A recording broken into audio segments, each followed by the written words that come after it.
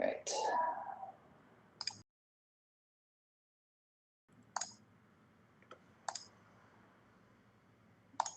Okay. All right, I'm going to check right now and see where we are broadcasting.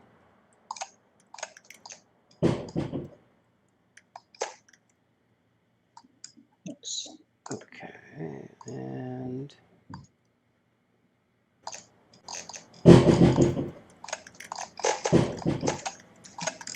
So,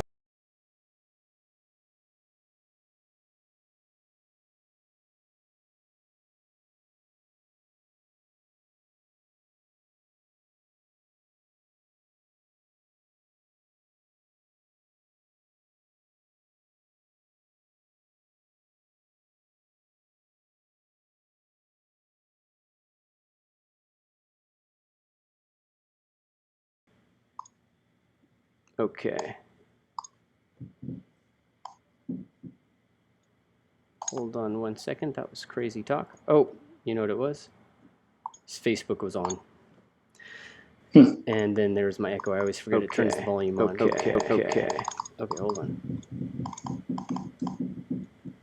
Hold on 1 second. Crazy talk. Oh, you know what it was? Facebook was on. And then there's my echo. Facebook was on. And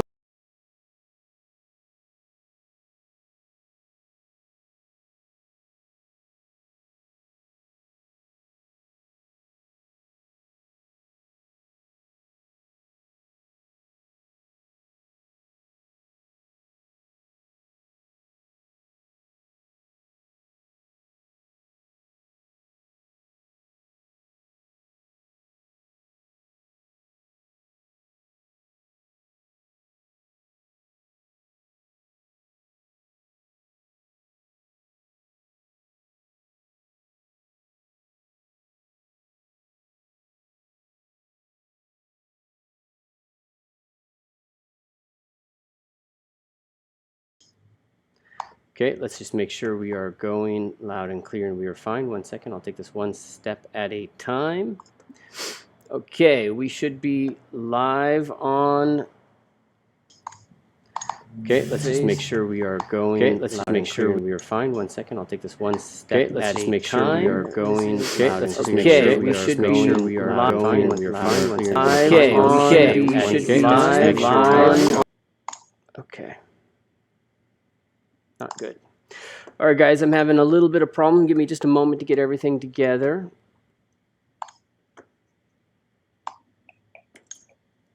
For some reason or another, the audio keeps coming through these,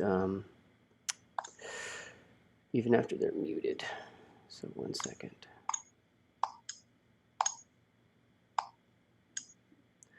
Okay. I'll see. I think we should be still within range. And then let's check our Twitch.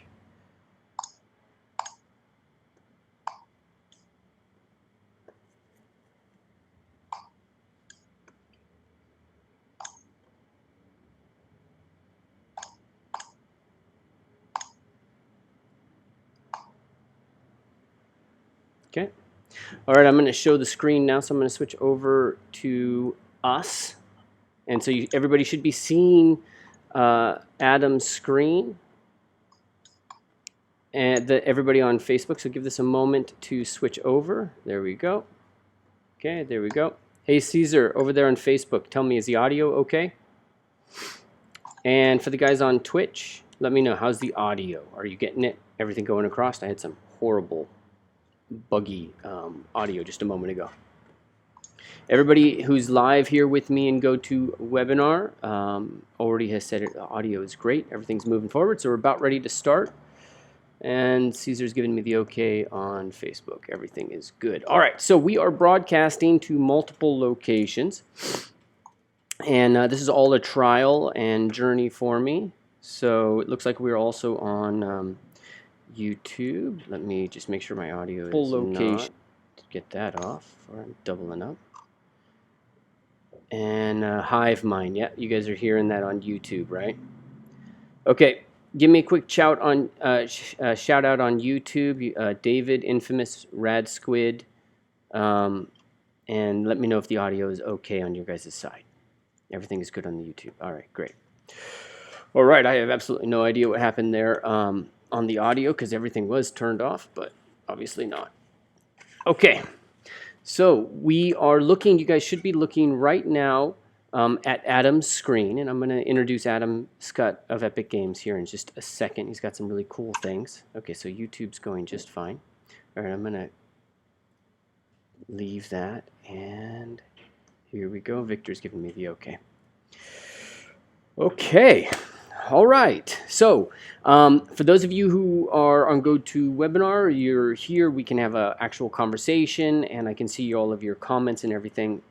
So we're going to be able to kind of get you the most connected to this and get all of your questions answered. For those of you who are visiting or listening to us on social media, either YouTube, Twitch, or Facebook, I will check in with you guys to see if I can get your questions answered and stuff like that. So just go ahead and ask your questions. I've got them kind of scrolling and capturing over there.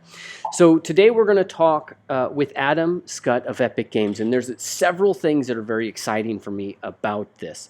One of them is the digital Michelangelo project. Then there is the Meet Mike project, which is the VR project. And then on top of that, you guys were earlier just looking at Adam Skutt's latest piece, which is just an amazing, beautiful piece. He did the hair, he did all of this, and this is really what this class is all about. All right, because there's a lot of ways to learn character arts, and character arts, you got to remember. I mean, we're going to talk about that, and I'm going to engage Adam on all of that, and I'm going to bring your questions into it. But it's a lot of stuff, and a lot of people think it's just, I'm going to just get into sculpting ZBrush. You're going to learn how much more there is to this process as we go through, and I'm really excited to help kind of unlock some of that for you and have Adam kind of help guide us through it. So without further ado, let me bring Adam in, and we're going to do, the way we'll structure this, we're just going to learn a little bit about Adam for those of you who don't know him, and then we're going to start to look at some of the projects and the work that he's done. Then we're going to open it for Q&A, and then we're going to talk to people about the course, which is going to be at GameArtInstitute.com. And that's going to be available for you guys either within this broadcast or shortly after the broadcast. All right. So, Adam, thank you so much for joining me. Oh, you're welcome. My pleasure to be here. All right. I know you had to run home from work. Yeah, I mean, every time I try to make it back for the webinar, I always feel like I hit traffic. There's just no escaping it. So great. All right. Yeah. So tell, for those of you those of us who don't know you, tell us what you do and where you work. So I'm a character artist. I work at Epic Games. I kind of have my background starts at Ready at Dawn, where I was the lead character artist there, and we did primarily modeling, and then we'd hand off to material artists, and then from there I moved on to Naughty Dog, where it was kind of more so that the character artist would do the modeling and the hair and the painting and material setup. And then when I went over to Epic, I was lucky enough to work on UT and Unreal Tournament. It was a very small team, so when I was there, I also got to do the modeling, the materials, pretty much every aspect aside from obviously rigging and animation that went into the character. So now I'm on a different internal team, a special team at Epic, and again, I get to do a lot of kind of run the whole gamut on the character. So that's my background shortened, but that's basically where I'm at right now. Cool. All right, and then tell us about some of the projects you were working on recently and how those came to fall in your lap. So the Meet Mike one, that was the first project I got to work on when I moved over to the special teams side, and that was really just to push, to see how good we could do, humans in engine. And it was a way for us to gauge okay, what do we need to work on? What can we improve, and where are we at now? So this was, internally, it wasn't a huge team, but there was many different studios across the globe that were working on it. So internally, we did a lot of the look dev, and basically kind of wrangled a lot of the pieces together. So whoops. Let's look at Meet Mike real quick to give people some context. What what was the goal of Meet Mike? So Meet Mike was the goal was to have him running in real time, right? And in Engine, obviously, in Unreal Engine. Yeah. And all his facial performance was also to be in real time, right? So the goal was to have him interviewing a guest, and that to be 100% real time, and have Mike to be as real as possible. Right. And what's the goal of that? So like, because I saw it, and you have Mike in one room, and you have him broadcasted on the other. So what's the ultimate goal of being able to broadcast Mike? So I look at it as now that we have VR, right? I think the goal in the long term, I'm not saying for Epic, but like for many companies, will be to be able to actually have someone interface with somebody else and have like a digital avatar that looks like them, right? It's as realistic as possible. Right. So for instance, if someone's having a birthday party and you can't be there, right? You could pop on a headset, and then they could pop on a headset or something of the like, and then they could have like a physical, like a digital representation in that space, and it would look like them, and it would move like them, and the goal is for it to be indistinguishable, right? Like that's what everyone's working toward, is to get rid of this uncanny valley kind of thing and just get it to look as good as possible. And then the icing on the cake, obviously, I mean, not the icing on the cake, but it has to be in real time for it to all work. So it can't be some pre-rendered thing that's going to take hours and hours per frame. It has to be like 90 frames a second for it to run in VR, right? So yeah. And then what are some of the challenges that you face in this? Because poly count, obviously, but what specifically are some of the challenges that you face as a character artist? Well, as a character artist, like we always want to make stuff, look as good as possible. So it's always a fight between like budget and performance and what we actually want to do, right? So, and by budget, you don't mean money. You mean no.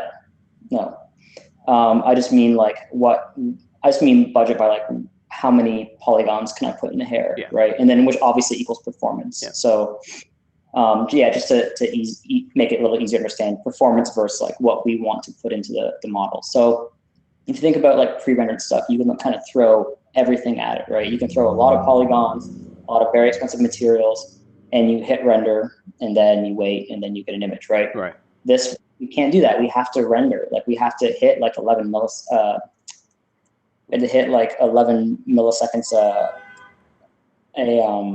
Sorry, I'm blanking right now. Yeah. 11 milliseconds on the GPU, right? So like we couldn't like just go with balls to the wall and throw everything at it. We had to like restrain a little bit, but at the same time, we didn't want to restrain ourselves so much that we left anything on the table. So like my kind of goal for it was to like, hey, let's go expensive. And then luckily I have work with some awesome artists, there's tech artists, and they were like, yeah, let's go pretty expensive, and then pull back when we hit the walls, right? So that way we can kind of like skim, just get through it, make sure it's running, but we're not leaving any extra performance like on the table that way.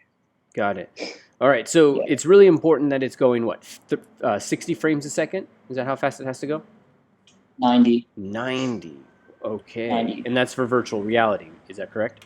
Yeah, VR. Yeah. So this image you can see here is at 30 frames a second. So this wasn't in VR. So if you guys were lucky and got to go to SIGGRAPH this year and see all the cool stuff, and you got to see this, there's the VR headsets where you could actually be immersed in the experience. Then there was a big TV setup where it was running at 30 frames per second. Right. Okay. Yeah, I got to see it on the panel where it's probably running 30 frames a second, not in the actual headset.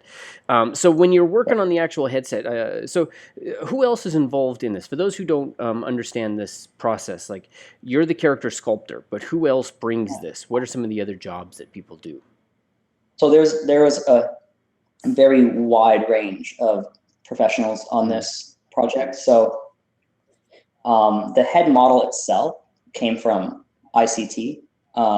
They scanned Mike. So Mike here is, I think he's the owner of FX Guide.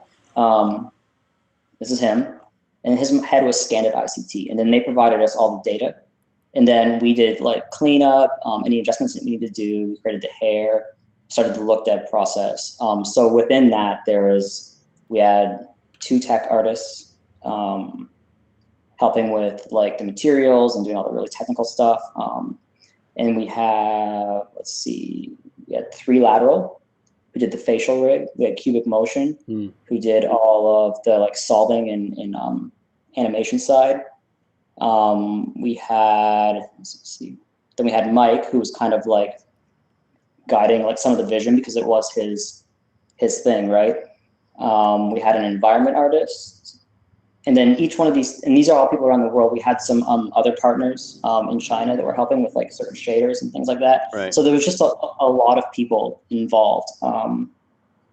So yeah, I mean,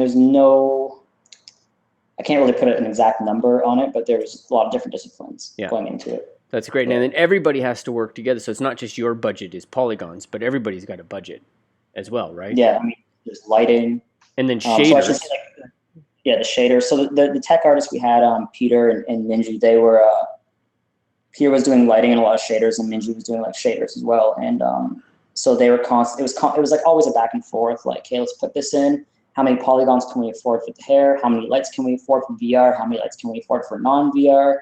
Now we got to scale the hair back. What kind of map resolution can we use? Like, it was a really in-house in Epic itself, because I mean, we're all there at the same time. It was a really collaborative. Like, we're always at each other's desks, like talking it out and figuring things out, and you know, just how to put it together. Yeah. Okay, great. All right, and so it struck me as one of the biggest issues is just going to be the bandwidth, the data from point A to point B. This must have streamed an enormous amount of data, no? Mm-hmm. So is this something that's expected to just go across the internet, or how does this work into somebody's goggles? Are you guys Ethernetted into the computer that's connecting it? You know, that's a good question. I can't speak specifically about the tech that they use, that we use, to make it all happen. I can say that you'd have to have a pretty good internet connection right now to be able to do something like this. I don't think. Yeah. I don't know if you'd be able to pull it off. There was a lot of tech behind the scenes, and possibly somewhere on this blog they go over exactly what they all used. And can you say how many polygons this actually the head was? Yeah. So let's start with the hair. I think it actually, if you guys need a refresher after this, you can always scroll through. You can type in Meet Mike and look it up. So there's a lot of this information is in this post about it. Yeah. But the hair itself was around 270,000 triangles, maybe 300,000. 270. Yeah, and then the face was just the skin itself was around 50,000, between 40 and 50,000. Actually, I'm sorry, I take that back. The face was around 45, and then of course we have to budget for the eyes and the teeth. I can't remember what they were. I think altogether it was just shy of 400,000 triangles. The whole thing, hair and the face. Yeah. But the bulk of that is hair. 3/4 of it was hair. Yeah. 3/4 of it is hair, and is that pretty common now, or was there something special to this? No, it's because we chose to do more of like a hair strand based system rather than cards, right? So if we had chosen to do cards and bake the textures onto cards, there would have been a lot less. But we said, hey, like, let's see what we can do with like these strands. So each hair here is an individual hair strand. Wow. Yeah, so there's a lot of them. And then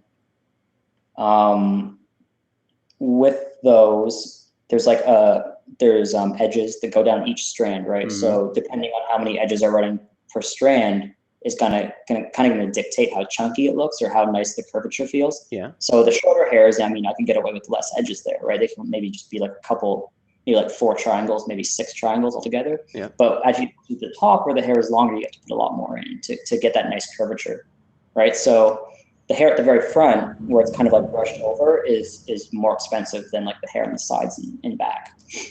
Wow. Okay.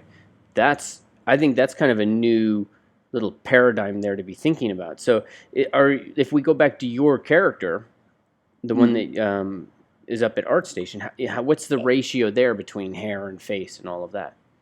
So this one's done differently. Yep. This one's slightly more conservative because when I first made this guy, I made him for UT, and so I had to make the hair within budget, right? So the hair was originally all cards.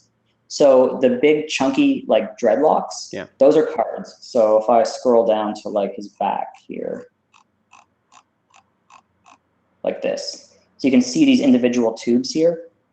Those are actually each one is a half cylinder, and I've kind of smushed them together. So you have a little bit of overlap on each side. And then the hair alpha, it's not a straight up, it's not like a fully opaque alpha. There is still like flyaway and straight hairs within the alpha. So that way, when the two cylinders overlap, you start to get, you don't get such what's the word I'm looking for? Like a solid edge. It gives it a little more like fuzz to the edges. And then all the flyaway hairs, the eyelashes, and the beard and mustache, those I did the same way I did Mike. I used XGen and created an actual hair system, and then converted to geometry, and then used the hair shader we used for Mike in order to get the thickness and the root and tip thickness and all that kind of stuff. Okay. All right. Yeah, but it's not as heavy as Mike's because it's a lot. It doesn't have to be as dense, right? It's just the beard's kind of dense, but the rest is much more sparse. Okay. Awesome. Okay. Yeah. All right. I'm going to open this up for questions here in a little bit, guys, but I want to head over to one more. I want to head over to another project today.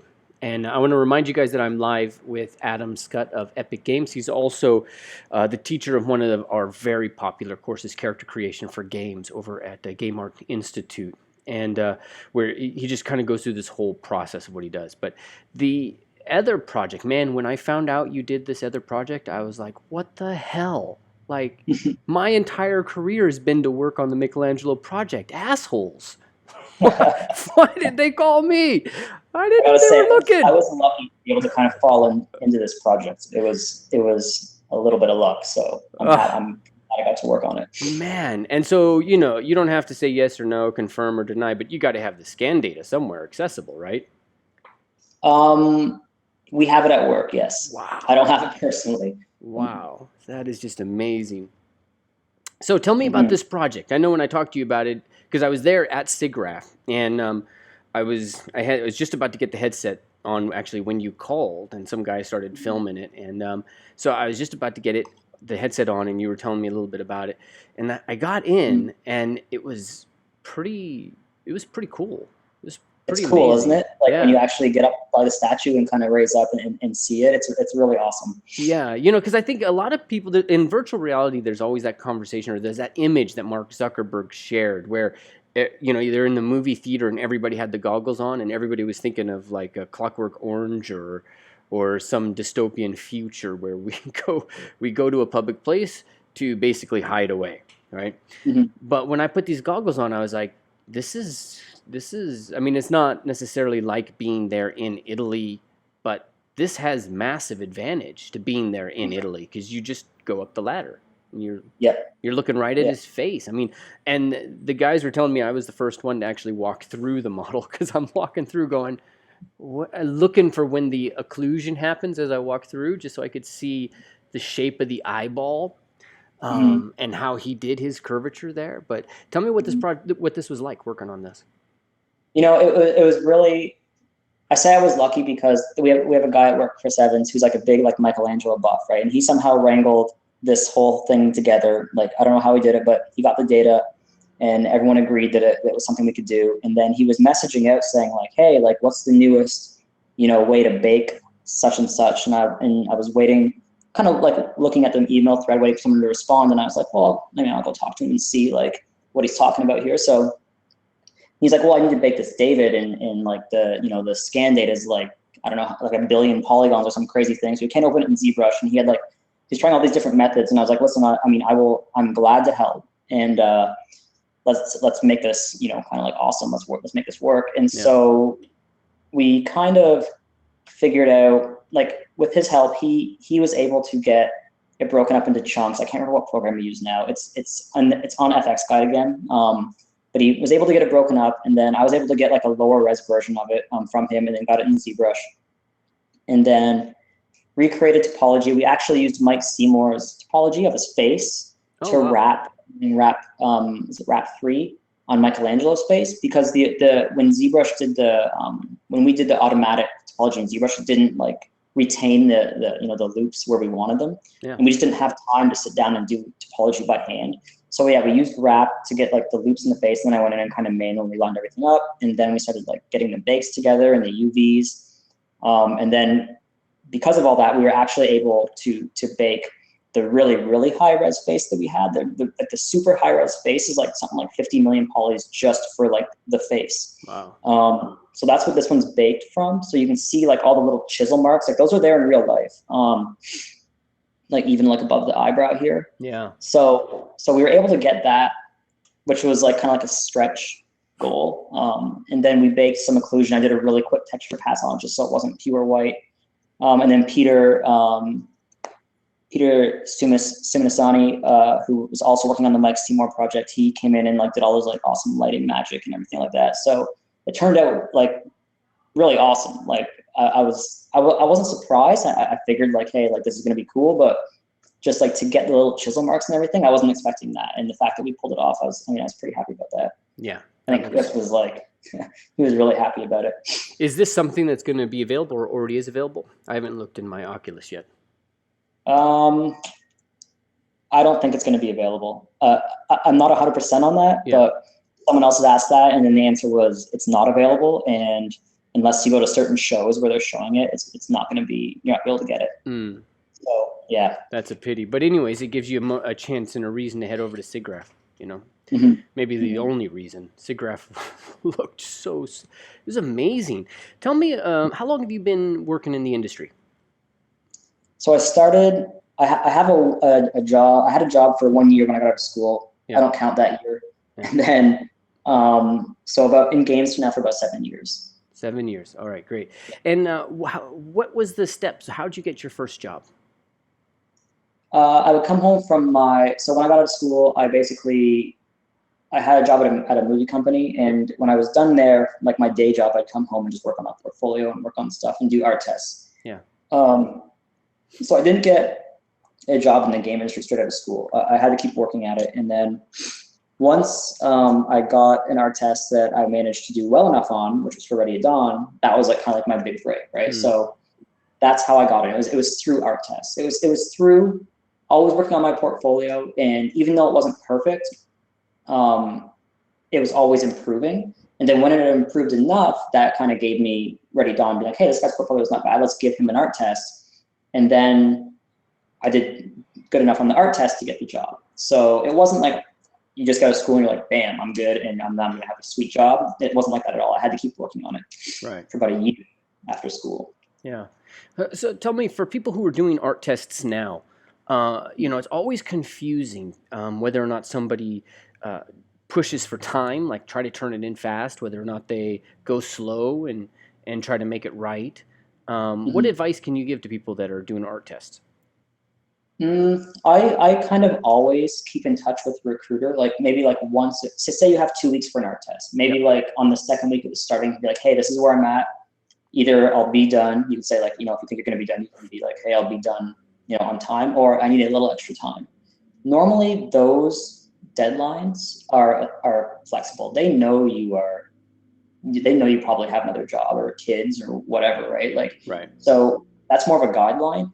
Now, and if they say no, 2 weeks, that's it. Do you really want to work there anyway? If they're going to be that strict on the art test, I try to apply for places that I feel the quality of work is more important to the company than just churning things out, So like, I apply for stuff that I feel that's kind of like what they're like. But I know some people don't always have that luxury, but I would still, email the recruiter and say like, hey, can I have a couple extra days if you need it? If it's going to make a big difference, if you're going to turn something shitty compared to something good, and the only difference is a few extra days, then just ask for the days, right? Like, that's how I kind of see it.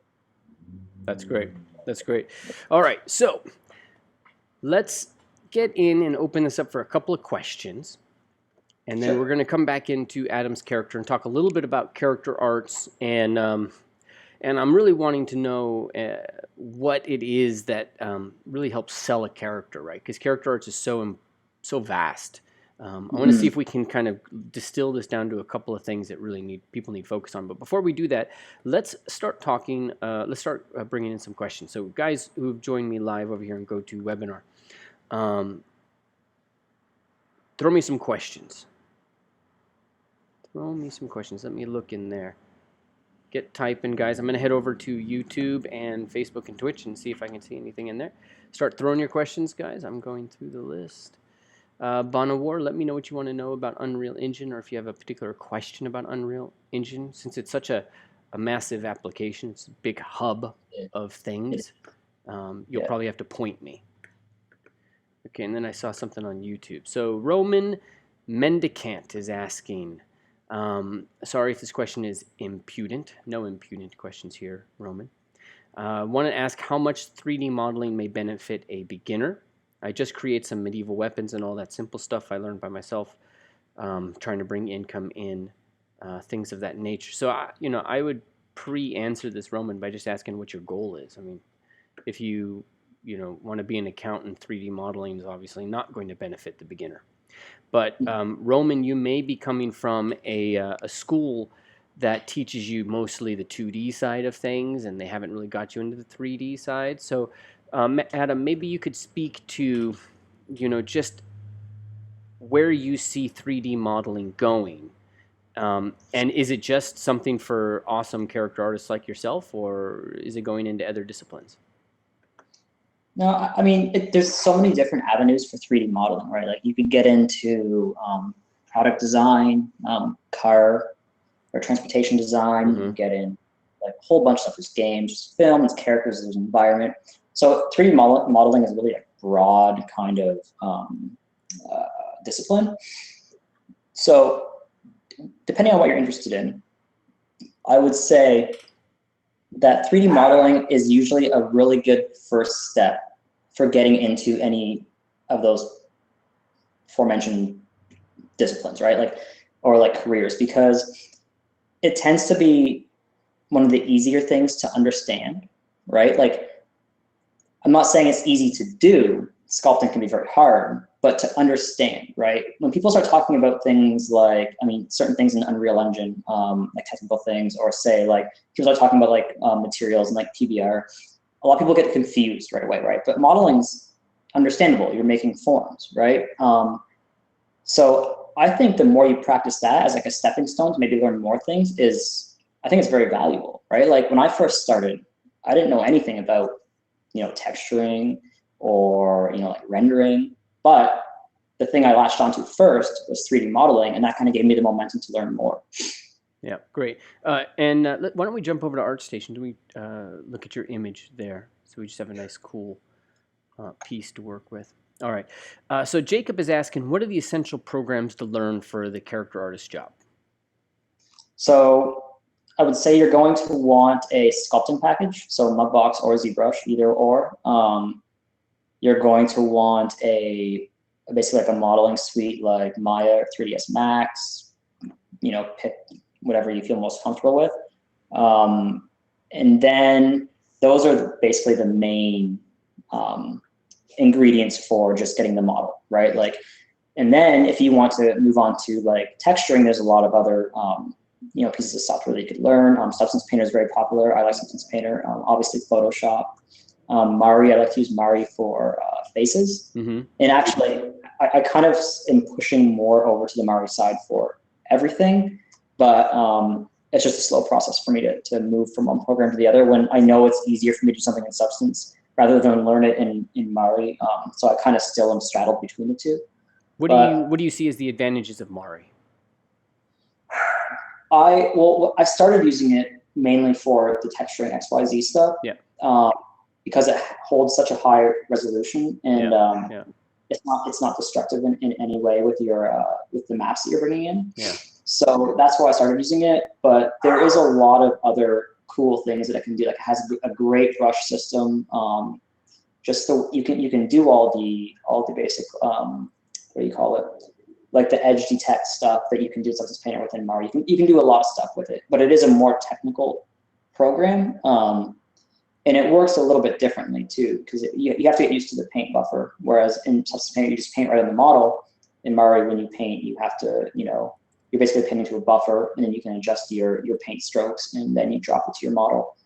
So just there's a little adjustment there, but yeah, I opened that up a couple months ago, and that was one of the things. It was just that paint buffer was a little bit different, and Substance thinks about life differently than that paint buffer. So, all right. So what else? We had ZBrush, not Mudbox. Just kidding. Maya or Max, and we had Substance Painter or Mari, and then what else? Like, is Marvelous Designer? Did you say that? Is that one of the? Actually, I forgot about Marvelous Designer, but I use it quite a bit. And I don't want to say just Maya or Max. I mean, you can use Moto. There's lots of other modeling software out there. But yeah. That actually brings up something, because you're at Epic, and so Unreal is different than maybe some of the other game companies. But I remember when I was training, the studios always talked about their hub application, where ZBrush plugs into Maya, and then from Maya the animator works, they plug into it. Texture Artist plugs into that. The rigger plugs into that, and then the rigger and all of that stuff then gets ported to the game engine. Is that still happening, or do you guys just plug it all into Unreal? Well, I mean, there's some artists, actually most artists that I work with use 3ds Max. Okay. And then it's pretty much all ZBrush. I don't think there's any Mudbox users really. Yeah. I mean, except for like maybe a few operations here and there in Mudbox, but for the most part, ZBrush. And then all animation and rigging is done in Maya. Yep. So we actually we use FBX a lot because it's easy to transfer between programs. Yeah. Okay, great. And then so everything's getting to FBX, but ultimately it's getting to Unreal then, right? Yes, everything drops into the engine, yeah. Okay, so Unreal becomes your hub application. You're not necessarily writing scripts that move a rig over into Unreal, because now you just use FBX. Yeah, I mean, I don't think there's, yeah, I believe it's FBX. That's a rigor question. Yeah. I usually don't too much, but yeah, all the model stuff goes through FBX. Okay, cool. Yes, great. And that's obviously its own universe. Does it have its own building, the riggers? Because I know I have done that. That is crazy. I've done that on an amateur level. That is crazy work. All right, let's get some more questions up, and let's make sure we grab the go-to webinar guys. While you're looking for questions, I just have a little bit more on that last one. Yeah. So Marvelous Designer is something I use quite often for clothing drapery, and then I'll bring it into ZBrush and continue to sculpt.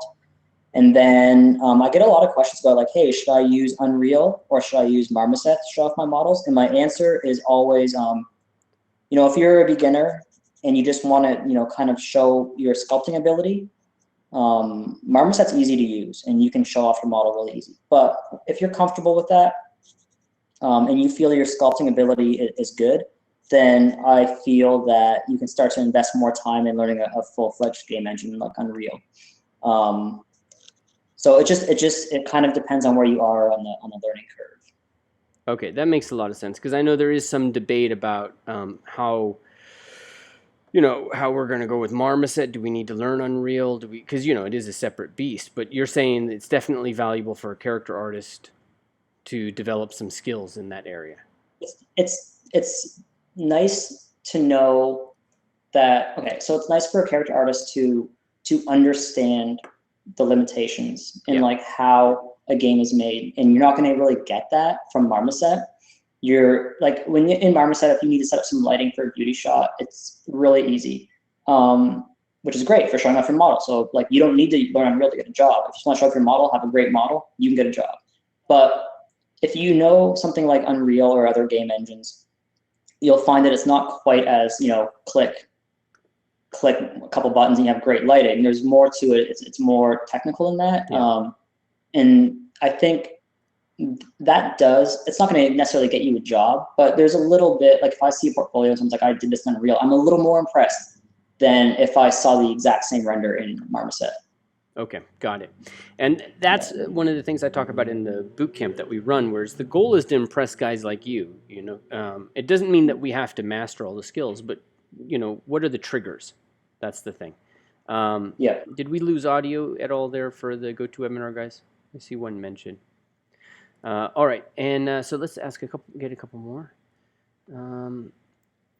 Max, this is a very detailed question, I think. So when you make a character, when do you pose the eye? Since direction of cornea changes the shape of the eye bag, which changes the mood of the face. So this is kind of like, that's the tip of the spear in terms of the idea of posing. So first, how important is it to pose something? Second, are you thinking about things on that level? And then third, is that important for somebody to show in a portfolio getting a job, or is that just overkill? So I think that's overkill. Like when I look at my portfolio, I mean, I have like this guy's posed a bit. He has his arms down. He's like kind of relaxed, but I didn't actually move his face at all. In fact, I moved his entire body around his face, so I didn't have to move his face, right?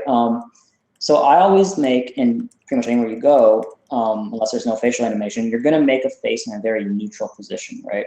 So you're going to model, excuse me, that eyelid around the cornea in a neutral position, right? So if your eye's facing forward, the little bulge from the cornea is going to be facing the same way, right?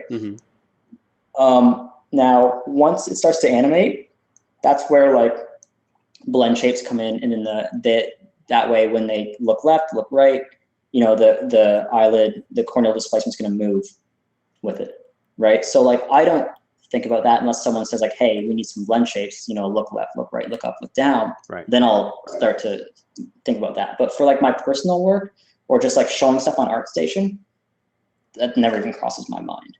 It's good to think about stuff like that. Like, hey, if my guy's looking left, sharply, and I want to show a clip of his face, should I maybe go into my model and pull out the mesh a little bit?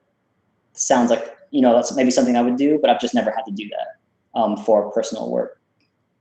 Great. So. Okay, good. And this is an important thing, so I'm really glad you asked that question. It's important to understand what you guys really have to do, because one of the mistakes, and Adam, correct me or feel free to add to this, one of the mistakes that I find people making as they're approaching getting a job is they just try to throw everything in the kitchen sink into the equation. Show all the anatomy studies that they've done, show that they can draw, show all of that stuff. How important is that kind of stuff to you guys, Adam, when you're looking at portfolios? I mean, I don't want to see bad anatomy. That's one thing. I mean, so I try to make sure that like whatever I am looking at, the anatomy is well done. Yeah. What do I look at portfolios? Do you want to see anatomy studies though, or do you just want to see good anatomy on characters? I just want to see good anatomy on characters. I don't need to see like individual studies. Yeah. And something else I look for is craftsmanship. Like if something looks like kind of like, let's say for instance, I see like some seams in the texture that are very obvious. Yeah. Like how it doesn't take, even if they went into Photoshop and painted those seams out, it tells me that they're like, I don't see them, right? Fixed. I don't know any better. Yeah. So like, what I'm saying is that like, if you're going to present something in your portfolio, just make it look good. Make it look like you care about it. If you see something that's glaringly wrong, either fix it in 3D, or if you're going to put it in your portfolio, just fix it in 2D. Just don't show stuff that looks bad, right? Like, I remember when I was in college, my first year, I made some shitty sculpture, and I thought it was pretty cool. Then my teacher was like, I can see glue coming out of here. I can see glue coming out of there. What's that? And I was like, oh. So I was looking at it as like, hey, this thing is cool. This idea is cool. Yeah. But I wasn't looking at it how she looked at it. Like with, you can see it seams. You can see this. Like if you just would have cleaned that up, and that little extra time cleaning that up, it would have been good. So I look for craftsmanship. I don't really look for taste. To a certain point. Like, but what someone's taste is in art might not necessarily be mine, so I don't really care when I'm looking at portfolios what their content is. Mm-hmm. Yeah. What about at Epic? At Epic there is Paragon. So is the work that you guys do, and by you guys I mean at Epic, is it all realistic? Is there stylized work to it? and I want to unpack that spectrum a little bit if you have some helpful suggestions. But I know you're focused on realism, but is that the primary focus of Epic? No, Epic is, I mean, it's a big company, and they have multiple projects. So like if you look at Fortnite, it's very stylized, right?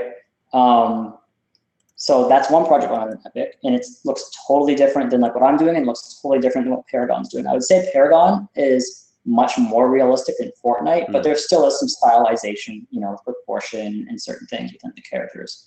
Right. So in that way, Epic's really cool because like you kind of get to work on, I mean, you can request to work on whatever project interests you, you know, and normally you get better work out of the employee that way if they're interested in what they're working in. Yeah.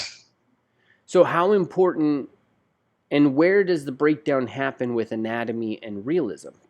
Because let me ask you this question first. Is it true if somebody can do something realistic that they can also do stylized? Yeah, I mean, if you look at like Carlos Fuente's work, like he has awesome stuff, like stuff that doesn't exist, but it looks so realistic, just the way he does the muscles and the bones and everything. Yeah. Oh, definitely. But yeah, that's actually kind of my favorite. But then can he, on the flip side, go stylized and do something like Fortnite? I've never seen any of his work that looks like that, but I mean, he's probably capable of it. Yeah. Okay. I mean, a good artist is a good artist, and they can pretty easily switch styles. Yeah. Right. Yeah. Yeah. So for you, the primary thing is realism is this is part of the craft. And then the stylizing, what's the difference between realism and stylized in your perspective? So in my perspective, so like if I pull up characters from Fortnite here, they're, you can see if I go to images, you can kind of see what Fortnite looks like, right? They're very stylized. They like have some really big proportions and stuff like that. They're still very like, it's a very nice looking game. It's kind of like, you can see some of the other characters here. But it is definitely stylized, right? Compared to like Paragon. So I'm sorry, what was the rest of the question? You know, what's the difference in your eyes from realism to stylized? What's the difference? Yeah, for an artist. And specifically what I'm trying to understand is if somebody's looking to get a job as a character artist, where's the threshold? Because stylized work tends to be, you know, a little bit easier of a threshold to hit than Adam Skutt realism, right? Yeah.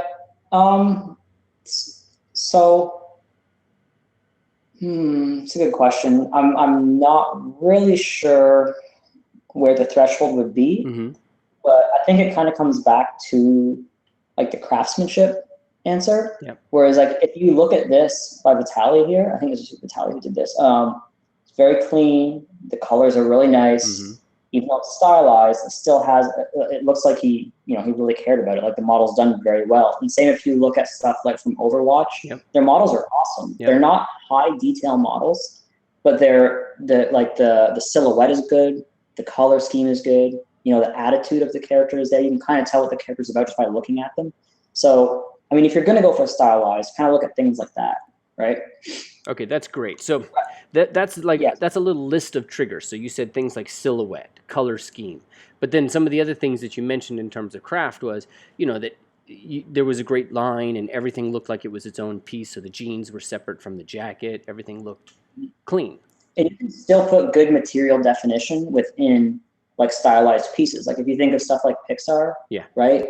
They have some really like stylized characters, but the fabric might look 100% real, right? So they're using like realistic fabrics and like shaders on stylized like models, right? That's great. That's a great point. So if I was to break through that list again for those of you guys who are listening in, because what we're doing right here is what I'm trying to unpack in Adam Skutt's mind, the triggers, the things that tell him that somebody's serious about their craft. It's going to be different for different artists, but you know, we're all going to be kind of in the same range. But it's hard for us as artists to know this. Me as a teacher, it's something that I devote an inordinate amount of time to.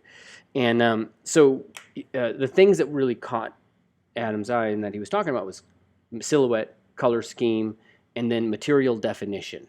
became another really important one. And so that's great, because now you know that those are triggers that tell somebody like Adam, you're serious, and you know what you're doing. Mm-hmm. So yeah. And the hard thing is that there are so many facets of character art. Like, it's not just modeling, right?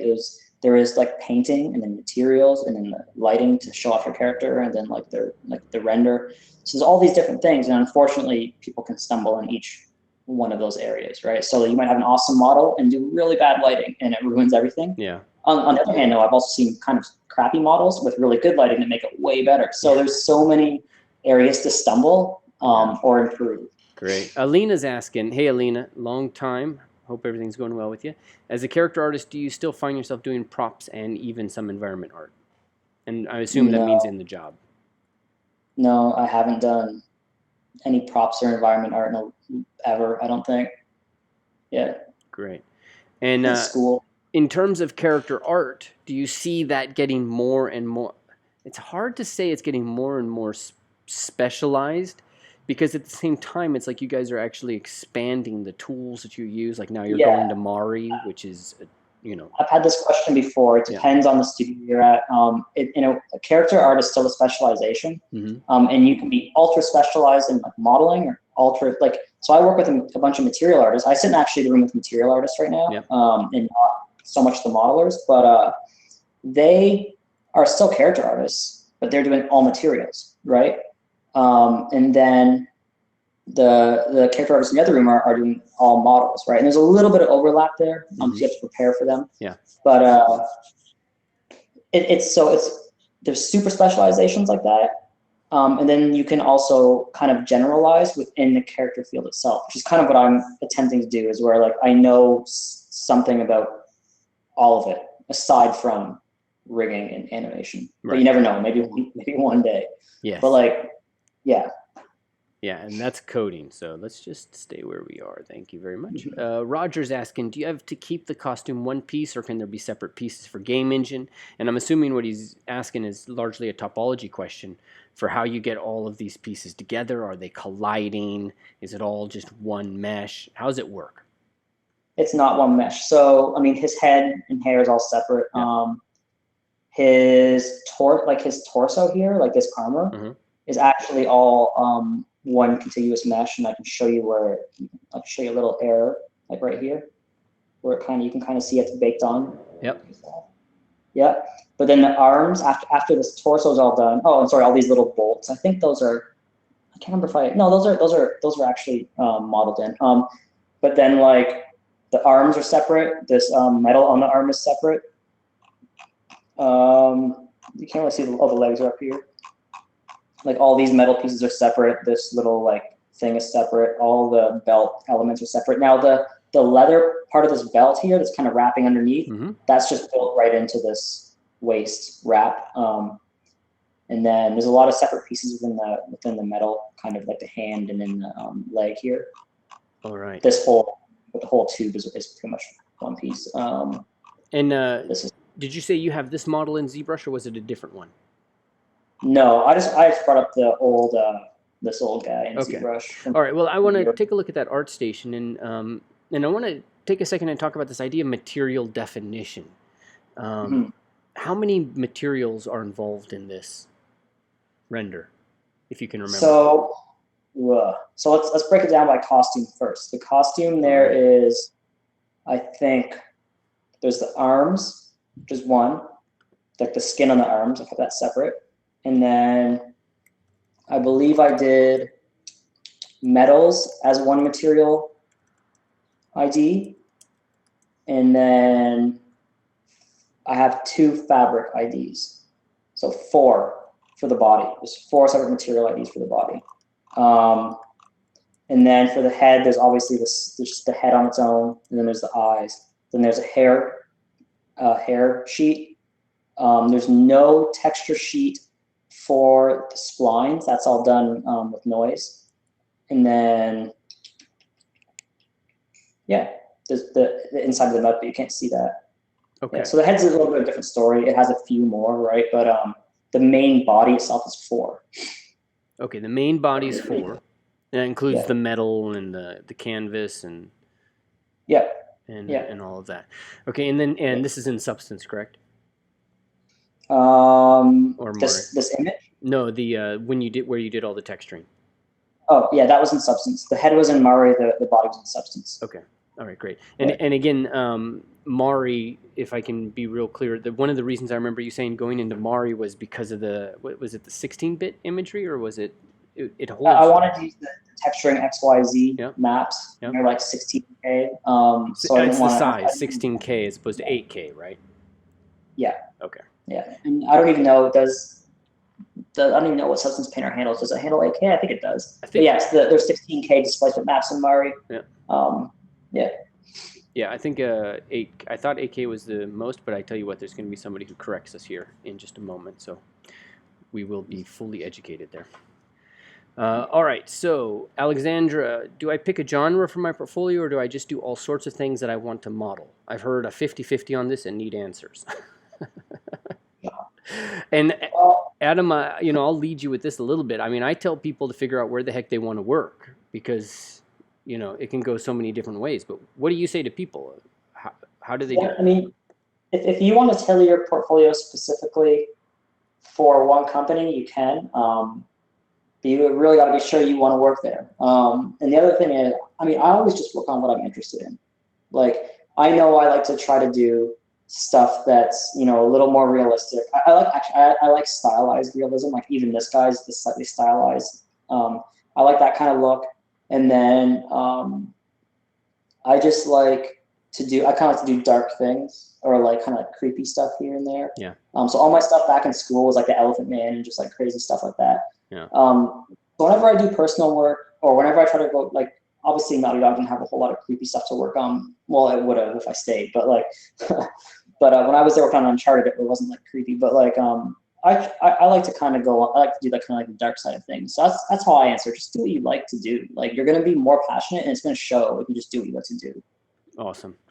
All right. I feel like it's risky tailoring your portfolio for certain studios. Yeah. Because if they don't want you, then what do you got? Yeah. Nothing. Or what about if you're tailoring it for a group? Because one of the things that I've noticed is there's so many things to work on, right? I mean, as a character artist. And so how do you finish your work? How do you finish these pieces? Because there's so many things to do. Yeah. So, I mean, well, this guy I had to finish for work, so I didn't really have a choice. Yeah. So a lot of the stuff, let's go back to my portfolio here. So, I mean, this was something I wanted to do. I've been kind of the real-time hair thing. Yep. I was something I wanted to do on my own. But so this was an actual 100% personal piece. And it's just because I really liked that makeup in that movie. And so I started it a long time ago. It was probably like, it's not that long, it was like 2 years ago. And I got like the main form there. And then over Christmas break last year, I mean, I had a week off, or like a little longer than that. I was like, I'm just going to finish this. So like on my free time over Christmas break, I finished it. That's how I do stuff. So I'm not one of those guys that can sit down and pump out like personal work all the time, but I try to at least get something new up, whether it be something personal like once a year, or maybe like work lets me show something like let me show this character. I try to get something like that up. So it's just I don't want people to forget that I'm alive, right? Like I just want to still show things when I can. But I'm not one of those guys that comes home and just sits on the computer and does personal work all night. I can't do it. Right. Not anymore. All right, great. Okay, guys, we're heading up there on the time limit here. Why don't we pop into ZBrush, Adam? And I'm going to open this up I know I've missed a couple of questions, and so I'm going to start to kind of ask a few of those here as we go. But last chance, get the questions in. I'm going to timestamp this. There we go. All right.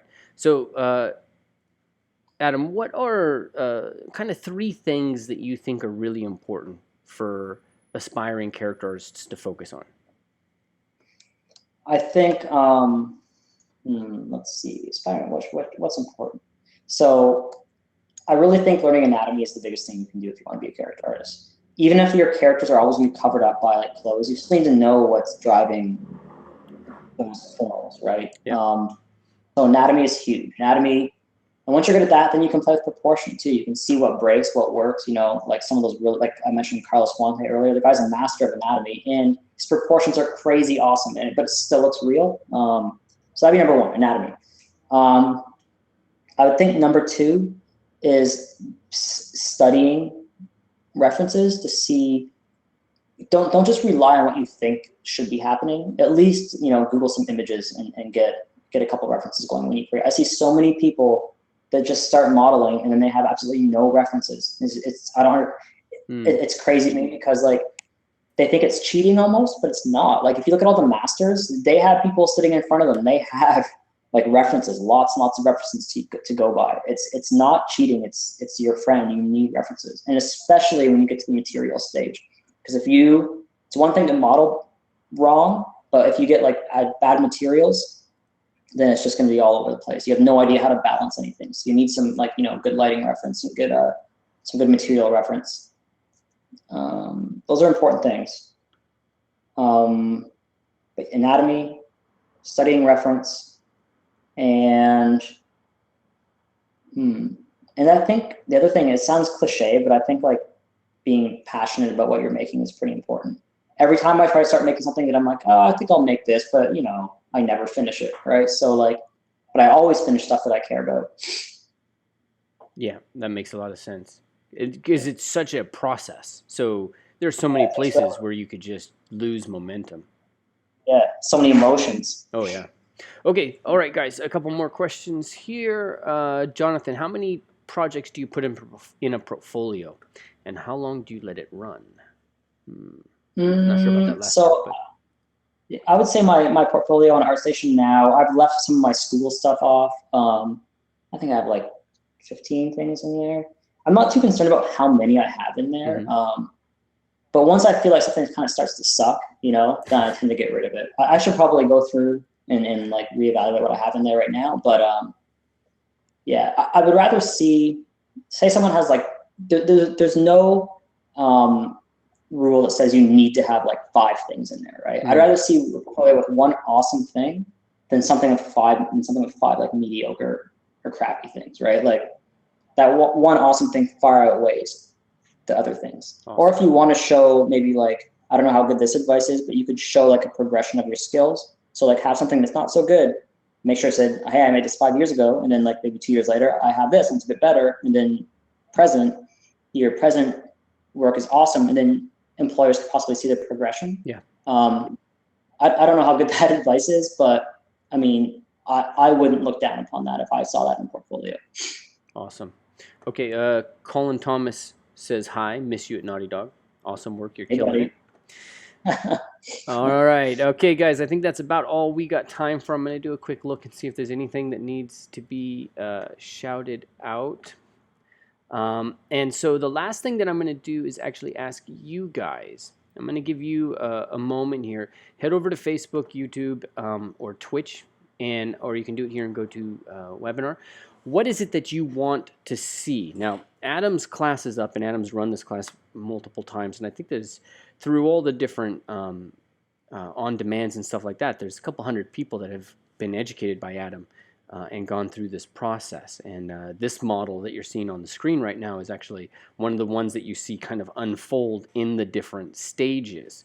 And this includes Marvelous Designer, this includes ZBrush, this includes work in Maya for topology, and Adam's got a really cool way that he shows how to do eyes, as well as I remember looking at your eye, and you do that inside of Maya, right, or Max, where you actually make the measurement.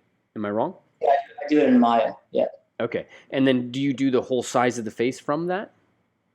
Yeah, it's my eyes are usually my anchor points. Yep. And I actually have like a new little thing that I do with them too, as far as measuring goes, that makes them a little more accurate. So. And yeah. I can't remember off the top of my head, but do you remember what the size of the eye is? Some millimeters. I think it's 24 millimeters. 24 millimeters. And am I wrong? But I remember all humans have the exact same size eye. They're similar. Yeah. Yeah. There was like a tiny variance. When you're born, they're actually not much smaller than they are when you're an adult. Like, and that's why babies have those big, pretty eyes. Their irises look so big because their eyes they're not full grown, but they're proportionately bigger than they need to be. so that your eyes grow very little over your lifetime. Cool. All right, Nicholas, I'm going to send you information on the class itself, asking the cost and the dates and times. I'll send you all of that. The page is actually getting built. Eddie's building it right now, finishing up all of that. I'll send you guys all off an email. Yeah, stuff is sticking to me here. I'll send you an email with all the information about the course and how to get into it and all that stuff. I'll try to get that out today, actually, because I want to make sure you guys got that soon. When's the class date, Adam? We'll be doing September. We've got Trojan Horse is a Unicorn, so I was thinking September 30th if you're a Saturday. Yeah, Sunday or Saturday? Sunday, right? Do you want to do Sunday or Saturday? Sundays. Okay, then that's October 1st. Yeah, okay. Yeah, okay. That works. All right, and so 10 a.m. becomes 1 p.m. your time, correct? Yes, sir. Oh, right. Yeah. Well, right there, you guys have it. Now, you're going to be, Adam's going to be doing this class pretty much from scratch, I think, now, this time? Am I right? Yeah, I'm going to make something new. Okay, something brand new for you guys. You're going to be in the class live with him. These classes do fill up. I mean, they're really amazing classes. And so I do encourage you guys, as soon as I send you off the information, you either email me back and ask me the questions that you got, you make an appointment to talk with me, or you just register. Right, because it's a 30-day money-back guarantee, and that 30 days starts from the first day of class. So there's no sweat here. The goal is that you grow.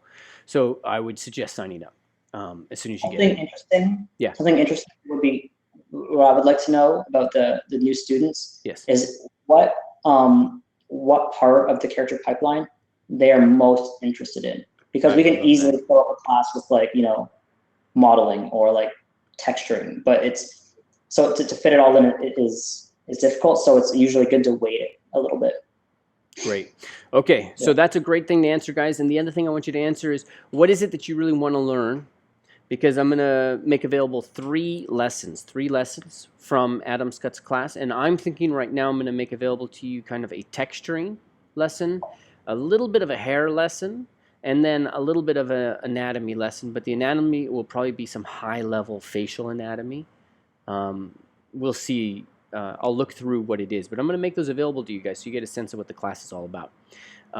Let me know in the comments on Facebook, Twitch, or YouTube what those things are, and we'll make sure to get those made available to you guys. Cool. Oh, and Adam, did I ever tell you about Niles, the interview I did with Niles? No, I don't think so. Oh, man, I had this awesome interview, and I'll make sure you guys see this. But your class took him from this kind of mobile gaming company. He was kind of a rock star at the mobile gaming company, but he was kind of sick and tired of it. And it took him from that to the motion picture company where he works on feature films. Nice. Yeah. It's good. Yeah. I love hearing stuff like that. Yeah, it's amazing. And if you guys want to know more, it's Niles, and I always forget how to pronounce his last name, although I know how to say it. Roosh, and Niles, I apologize for murdering it. But you can hear his interview and hear his story. I'll make sure you guys see that. One of the keys that Niles mentioned was it's all about the time. It's about not giving up, because it's such a process. So the last thing I want to end with is how long does it take, and how long should people be spending on characters? Niles was doing 40 hours a week for 6 months. His character's amazing. I'm not surprised. I wanted to, in my head, I was thinking 6 months, but I didn't want to say it out loud because I don't know who's listening. Yeah. And they might be like, oh, that's absurd. But to really, I know studios have deadlines, right? And then sometimes you have to rush or you have to cut corners. Things have to get done, right? You can get a character done faster than that. But if you get the character the way you really want it and you noodle it and you make the changes when you need to make them, and if you're willing to kind of redo stuff, then like this Genghis character, I don't think he didn't take 6 months, but he took a long time. And then even when I was on paternity leave, I was still sitting there noodling. He was a year old. I was sitting there noodling around. So maybe he did take 6 months in total. I spent a bunch of time when I was on paternity leave working on him. So, it takes quite a while. I would say 2 let's split it. Let's say 4 months is a pretty good amount of time for a character. That's great. All right. So the reason why I wanted to end with this is I don't want you guys, and I know a lot of people might come into this, they might think, oh, I'm going to be a character artist. I don't want you guys to be deluded in that it's not that it's hard. There is difficult aspects to it. The hardest thing is it takes so much time. That's my opinion. Yeah. You know, and you got to So be. It's a marathon. Sorry, it's a marathon, not a sprint by all means. When I was in college, they gave me my full senior year I made 3 characters. So you can do the math there. And then at Naughty Dog, we took quite a long time to make the hero characters. They were working on those things for quite a long time. I mean, NPC characters go much faster, right? Because they're not as important. But like hero characters can take a long time. There's a lot of feedback, a lot of iteration. Yeah, awesome. Yeah. All right, my friends. I saw that some of you've already put in the texturing skin, clothing, hair, and anatomy would be great. So maybe there's some Marvelous, but I can only put 3 out there for you guys. I'll send you information, everybody, on the class. Make sure that you register as soon as possible. Get your seat. It does fill up. There is 30 days, so there's no risk. There's only the risk of not getting it. Adam, thank you so much for joining, my friend, and thanks for taking the time out. No problem. All right. Okay, everybody. Bye, guys. Bye-bye. See you later. See ya.